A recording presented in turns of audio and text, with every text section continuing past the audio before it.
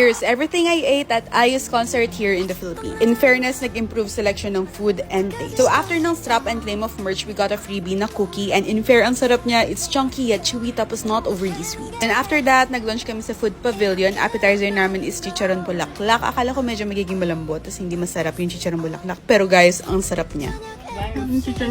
Then we were intrigued by this kebab na sobrang laki, 120 pesos yan. Sana sa darating na concert nandito pa rin sila kasi ang sarap ng kebab, hindi matigas, tender yung meat, the seasonings were also right. Samahan mo ng garlic mayo sauce nila tsaka spicy mayo, grabe, nakakatanggal ng pagod. Ang wash down, nag-lemonade kami, this is 100 pesos, grabe. Susunod magdadala na lang ako ng powder juice. Tapos bumili din kami ng isaw at barbecue. Sa isaw, nasa kamahalan na side siya, pero siksik naman yung pagkarami sa isang stick. Tapos hindi kami nakontento sa isang drink, so bumili pa kami ng shake. Nung nakita ko yung cheese shake, nagningning yung mata ko. So yun yung binili ko. Tapos pina-add ko na lang ng pearl. Porter barbecue, masarap din. Then nung nasa arena na, we got an ice cream para talagang isagad natin yung paos. And until the next concert. Yun lang. Bye!